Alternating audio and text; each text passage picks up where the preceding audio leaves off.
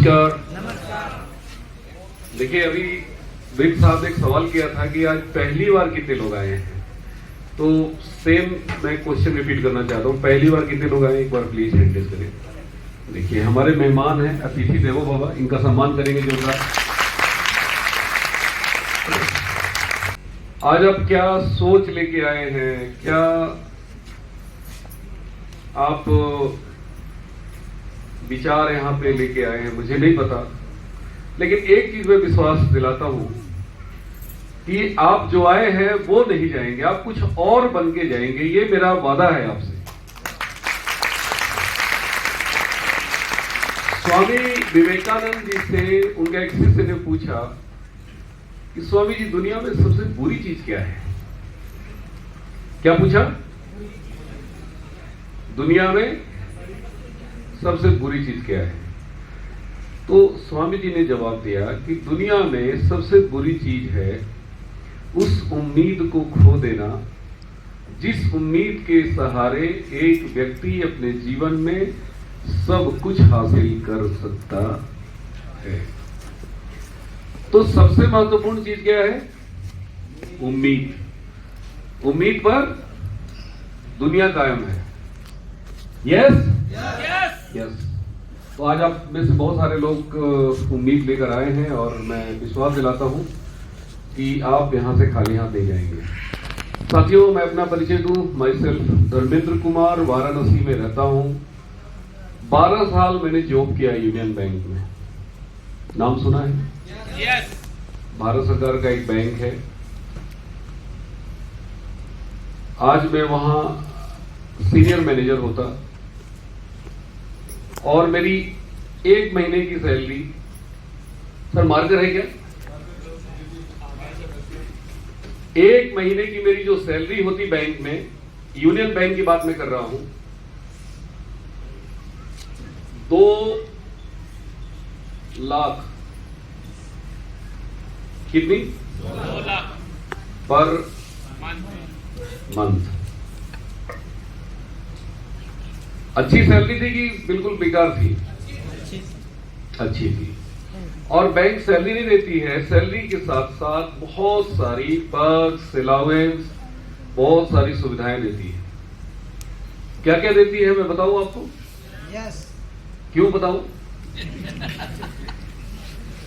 मैं आपको इसलिए बताना चाहता हूं कि एक बहुत अच्छी लाइफस्टाइल, एक बहुत अच्छा फ्यूचर, बहुत अच्छा कैरियर को छोड़ के मैं क्या कर रहा हूं? आरसीएम। क्या कर रहा हूं जी? आरसीएम। बोलिए बोल लीजिए, अभी बोलना है बोल लीजिए, क्योंकि आज की मीटिंग के बाद आप ये शब्द फारसीएम नहीं बोल पाएंगे। ये जिंदगी का आखिरी बार फारसीएम बोल लीजिए। ये वही लोग बोलते हैं जिन्हें नॉलेज नहीं है, ज्ञान की कमी होती है। बैंक क्या क्या फैसिलिटी देती है? बैंक बहुत कुछ देती है दोस्तों, इतना कुछ देती है कि मैं आपको बता नहीं सकता। बैंक हर साल फर्नीचर खरीदने के लिए पैसा देती है। फर्नीचर घर में आप यूज करते हैं ना? सोफा, बेड, कितना देती है? 1.5 लाख रुपया देती है। कार खरीदने के लिए पैसा देती है। कार का पेट्रोल का पैसा देती है। कितना देती है? 2, 4, 10 लीटर दे देती होगी। हाँ जी, कितना देती है? 100 लीटर का पैसा हर महीने, राइट? कम होता है? मकान का किराया देती है, रेंट 2, 4, 10 हजार रुपये दे देती होगी। महीने का 40 से 50 हजार रुपया रेंट देती है। मेडिकल एक्सपेंसेस देती है। फैमिली मेंबर का कोई भी सदस्य बीमार पड़ गया, पिताजी बीमार पड़ गए, माताजी बीमार पड़ गए, 100% मेडिकल एक्सपेंसेस, सारा खर्चा बैंक बियर करती है। घूमने फिरने के लिए पैसा देती है। डोमेस्टिक ट्रिप, इंटरनेशनल ट्रिप, हर 2 साल पे आप देश के अंदर घूम सकते हैं, हर 4 साल पे आप फॉरेन टूर कर सकते हैं विद फैमिली, राइट सर? अखबार खरीदने का पैसा देती है, बहुत कुछ देती है दोस्तों। बच्चों का स्कूल फीस देती है, आप बताइए, इतनी अच्छी नौकरी, इतना अच्छा जॉब छोड़ के मैं क्या कर रहा हूँ? आरसीएम फारसीएम। तो आपके सामने एक बड़ा बेवकूफ आदमी खड़ा है। जो आरसीएम नहीं करते हैं वो अपने आप को बहुत समझदार मानते हैं ना? थोड़ा बोलिए आप लोग। यस। तो भैया जो अपने आप को समझदार मानते हैं उनसे आप तुलना करना। ये जो मैं छोड़ के आरसीएम कर रहा हूं, मैं इसकी बात कर रहा हूं, अभी आरसीएम की बात मैं कर ही नहीं रहा हूं। तो समझदार कौन है आज आपको तय करना है। यू आर जज। आप सबको मैंने जज बना रखा है और मुजरिम आपके सामने है। निर्णय करेंगे ना? यस। देखो कितना तैयार है। हमारे हिंदुस्तान में जज बनने का शौक बहुत है लोगों को। प्रॉब्लम क्या है? आती उती कुछ है नहीं, जज बनने के लिए सब तैयार। फटाक से बोलेंगे ये तो बड़ा घटिया काम है, इसका साउंड ठीक नहीं है। ये सब कौन करता है यार? जज कौन करता है? जज बहुत काबिल होते हैं भैया, विद्वान लोग होते हैं। लेकिन हमारे यहाँ जज बनने के लिए सब तैयार है। चलो भैया मैं आज आपको बना ही देता हूं। ताली बजा दो आपको मैं जज बना देता हूं। साथियों, आपको मैं ये सारी बातें इसलिए बता रहा हूं कि आज के बाद ये गलती मत करना। एक बहुत अच्छी खासी लाइफ स्टाइल, एक अच्छा जॉब, एक अच्छी कैरियर को छोड़ के मैं क्या कर रहा हूं? आरसीएम। क्यों कर रहा हूं? बेवकूफ आदमी है, कम पढ़े लिखे होंगे, बुद्धि नहीं होगी। तो मैं आपको जानकारी के लिए बता दूं कि मैंने मास्टर डिग्री लिया है पूरे यूनिवर्सिटी का। मैं टॉपर रहा हूं थ्रू आउट, हाई स्कूल से लेके इंटर से लेके ग्रेजुएशन से लेके मास्टर डिग्री तक डिस्टिंक्शन होल्डर रहा हूं। डिस्टिंक्शन तो मतलब समझते हैं? मिनिमम 75% मार्क्स सारे सब्जेक्ट में। तो ऐसे तो नहीं रहे होंगे। All India banking service recruitment board का एग्जाम फर्स्ट अटेम्प्ट में मैंने क्वालिफाई किया, पहली बार में। कितने लड़के एग्जाम में बैठे थे? थोड़ा जोर से बोलिए। 17 लाख और चुने गए थे मात्र 150। और बाकी क्या हो गए थे? 16,99,850 क्या हो गए थे? फेल हो गए थे। मैं इसमें नहीं था।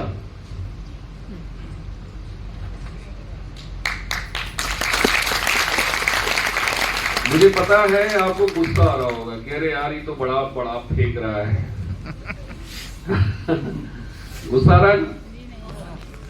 हमें पता है यार। आज मैं अपने बारे में बताने के लिए नहीं आया हूं। ये भाई लोग मेरे को बनारस उठा के जलंधर क्यों लाया है? बड़े होशियार लोग हैं।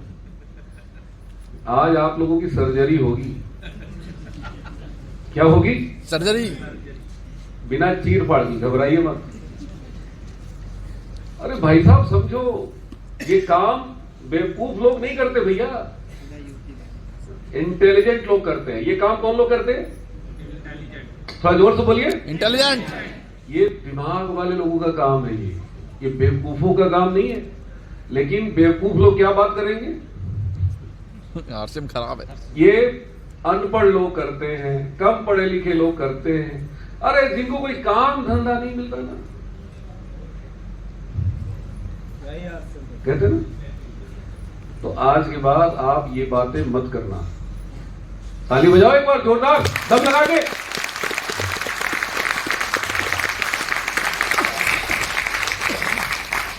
हर व्यक्ति को एक गलत फहमी है। क्या? MBA क्या होता है? मुझे बहुत, बोलिए बोलिए। अच्छा, बैंकों वाला समझाएगा। अरे भाई साहब, दिमाग से निकाल दीजिए कि मुझे बहुत आता है। हमारी माता जी कभी स्कूल गई नहीं है। उनको भी यही गलतफहमी थी कि हमारा बेटवा को कुछ आता ही नहीं। तो भाई वो पैदा की है, वो क्या समझेगी? लेकिन अब क्या कहती है? कहती है कि नहीं बेटा, हम गलत थे। पैदा तो जरूर किए तुमको, लेकिन खोपड़िया तो तुम्हारे पास ही है। शुरू में नहीं मानी थी। इस दुनिया में मानता कोई नहीं है भाई। मनवाना पड़ता है। क्या करना पड़ता है? थोड़ा जोर से बोलिए। शुरू में मेरी पत्नी नहीं मानती थी, मेरे बाबूजी नहीं मानते थे, मेरी माताजी नहीं मानती थी, कोई नहीं मानता था। सबको लगता था कि मैं बड़ा बेवकूफ आदमी हूं। मैं चूंकि महीने में सूट टाइप के पास दिमाग नहीं है क्या? सारे के सारे लोग यही बोलते थे। लेकिन अब सब लोग क्या बोलते हैं? कहते हैं नहीं। कारण क्या है? रिजल्ट। कारण क्या है? थोड़ा जोर से बोलिए। आप जब तक जिस क्षेत्र में है और उस क्षेत्र में अगर आपके पास रिजल्ट नहीं है, लोग नहीं मानते। लोग मानते किसी से हैं? रिजल्ट। इस दुनिया में सबसे सुंदर अगर बेहतरीन चीज है, उसका नाम है रिजल्ट। Result is beauty. इस दुनिया में सबसे सुंदर चीज क्या है? रिजल्ट। रिजल्ट बहुत जरूरी है। आरसीएम को लोग क्यों नहीं मान रहे? क्योंकि अभी आरसीएम में रिजल्ट नहीं है बहुत ज्यादा। समझिए इस चीज को। जिस दिन लाखों लोग हमारे जैसे नौकरी छोड़ छोड़ के आरसीएम करेंगे और उनके पास रिजल्ट होगा, फिर लोगों को समझाना, फिर ये मीटिंग सेमिनार करने की जरूरत नहीं पड़ेगी। आज एक बच्चे को स्कूल भेजता है माता पिता, उसको मोटिवेट करना पड़ता है। किसी मीटिंग सेमिनार में उसको बुला के बताना पड़ता है क्या? थोड़ा जोर से बोलिए। आज एक क्लास में 70 लड़के पढ़ते हैं, पढ़ाने वाला टीचर वही, ब्लैक बोर्ड वही, सिलेबस वही, किताबें वही, बेंच वही, क्लासरूम वही, सब कुछ वही है। रिजल्ट सेम है क्या? थोड़ा जोर से बोलिए। क्यों नहीं है? अरे डिपेंड करता है पढ़ने वाले के ऊपर। कोई बच्चा डॉक्टर बन जाता है उसी क्लासरूम में, कोई आईएएस बन जाता है, और किसी को स्वीपर की नौकरी भी नहीं लगती है। लेकिन हर माँ बाप अपने बच्चे को भेजता है स्कूल। भेजता है कि नहीं भेजता है? क्यों भेजता है? क्या सोच के भेजता है कि मेरा बच्चा फेल्यूर हो जाएगा? समझिए बात को। लेकिन आरसीएम बिजनेस में क्या होता है? एक आदमी जब ज्वाइन करते हैं और आप 10 आदमी को बताएंगे तो 10 आदमी आपको क्या बोलेगा? आपको बताएगा कि देख वो भी किया था, सब्जी वाला है ना, ठेला वाला, वो भी सूट टाई बन के घूमता था, फेल हो गया। वो देख स्कूल का टीचर, वो भी करता था आरसीएम, फेल हो गया। 10 आदमी का नाम बताएंगे जो आरसीएम से फेल हो गए। और हम क्या करते हैं? डर के मारे हम भी अपना निर्णय बदल देते हैं। यस और नो? थोड़ा जोर से बोलिए। लेकिन जस्ट उलट आप देखिए, स्कूल में हम अपने बच्चे को भेजते हैं पढ़ाने के लिए, वहां कोई बताता है कि देख देख इस स्कूल का पढ़ा हुआ लड़का वो सब्जी बेच रहा है? कोई बोलता है? हालांकि फेल बहुत होते हैं, लेकिन वहां फेलुअर को नहीं बताते। किसको लोग बताते हैं? रिजल्ट। देख इस स्कूल का प्रोडक्ट आईएएस हुआ है, इस स्कूल का प्रोडक्ट इंजीनियर हुआ है, इस स्कूल का प्रोडक्ट डीपीएस का प्रोडक्ट आईआईटी टॉप किया है। यस और नो? यस और नो? क्यों ऐसा होता है? आरसीएम में ऐसा क्यों होता है? समझिए बात को। क्योंकि अभी आरसीएम व्यवस्था नई है, अभी 25 साल पुरानी व्यवस्था है। लेकिन बाहर की दुनिया की जो व्यवस्था है वो पिछले 200 साल 300 साल से व्यवस्थाएं चली आ रही है। वहां पे रिजल्ट ज्यादा है और अभी आरसीएम में रिजल्ट कम है। But the time will come कि आरसीएम में रिजल्ट ज्यादा होंगे और बाहर की दुनिया में रिजल्ट बहुत कम होंगे। ताली तो बजाइए जोरदार। आज हमने 2 लाख की नौकरी छोड़ी है, मैं लिख के बता रहा हूं। वो पढ़े इतनी बड़ी जॉब छोड़ दिया। अरे भाई साहब, आज मेरी जो 1 महीने का सैलरी है आरसीएम से, जो इनकम है 1 महीने का, वो है अभी जो 10,52,000 1 महीने का इनकम मैं बता रहा हूं, 10,52,000। और पूरे फैमिली का अगर इनकम जोड़ दें तो 15 साढ़े 15 लाख के आसपास इनकम है मेरी। मैं 15 लाख ही लिख रहा हूं 1 महीने का। आप बताइए, बैंक की नौकरी अच्छी कि आरसीएम अच्छी? नौकरी छोड़ने का निर्णय अच्छा कि आरसीएम करने का निर्णय अच्छा? ताली तो बजाते नहीं आप लोग। प्रॉब्लम क्या है कि लोगों को बैंक की नौकरी दिखती है। अब आरसीएम वाले को कहां से बुलाया गया? बनारस से। इसलिए ये वाला हाँ हाँ ठीक है, अब हम तो चले जाएंगे, ज्यादा आपको कौन दिखेगा? ये ज्यादा समझ में आएगा। या ये नहीं आएगा समझ? अरे पहले जुड़ गया था ना, अब थोड़ी हो पाएगा। अरे नेटवर्किंग में ना पहले जुड़ जाता है ना। तमाम इस तरह के ज्ञानी लोग मिलेंगे आपको, ज्ञान देने वाले।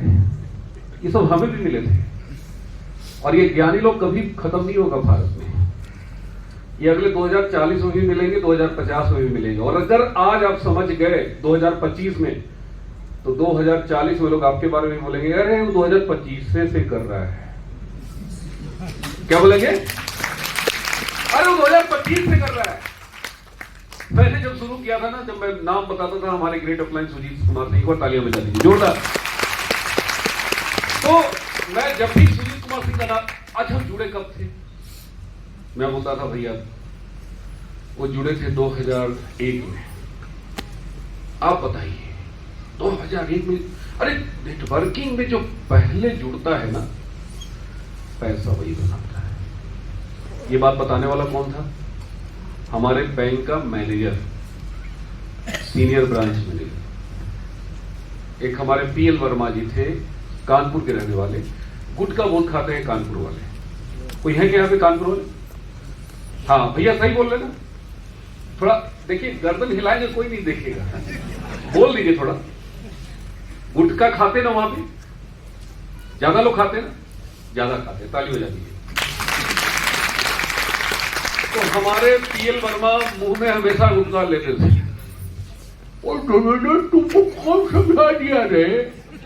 तो पढ़ा लिखा ब्रिलियंट आदमी ठहरे, और कई बार बोलते बोलते मुंह से चू जाता था कपड़े पे।